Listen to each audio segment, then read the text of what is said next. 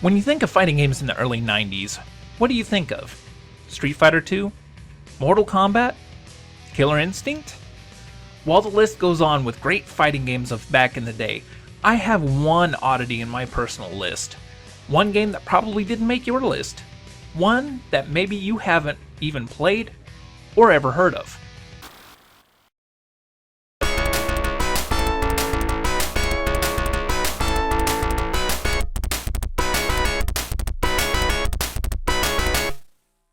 So Fighting Masters was an oddity of a fighting game.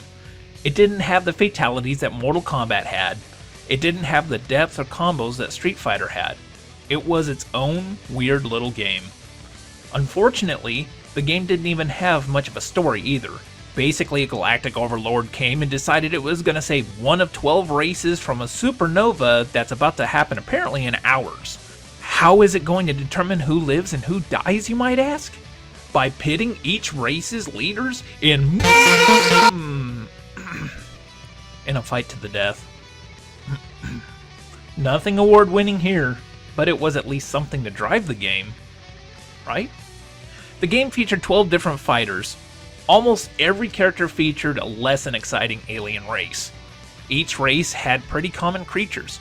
Robot, rock creature, lobster, my ex, man-eating plant, named freaking Dio! One-eyed Willy, human, dragon, horse? What? Oh well, whatever floats your boat, I guess. Who will win? So why should you play this game? To me, it was a different fighting game than the norm. This was a few months after Street Fighter II and pre-Mortal Kombat, so it was trying to pave the way in the fighting genre, even if it didn't quite succeed. Undoubtedly, Trico, the developers of Fighting Masters, saw the success of Street Fighter II and had to try to have their place in the spotlight.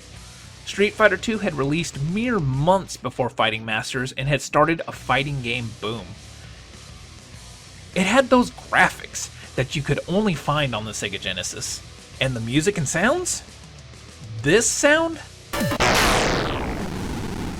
is pure Sega Genesis. Pure Sega Genesis. This is blast processing at its best. Fighting Masters, while not overly difficult to play, could be a challenge at times, and yeah, even cheap at others.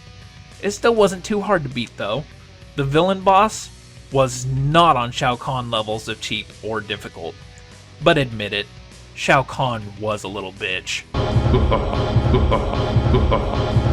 One thing that I do admire Fighting Masters for is the idea that Trico did not try to completely and blatantly rip Street Fighter II off. Instead, it made its own fighting system. While this was mostly a kick or a punch or a jump kick, if you landed an attack, you would stun the opponent, giving a chance to utilize a throw. A throw could cause damage by the opponent hitting the ground, or if you were close enough to a wall, would cause damage by the wall before smacking into the ground and causing even more damage. This system was slow and clunky though. You oftentimes find yourself stunned by a wild punch, or in a grapple match with your opponent.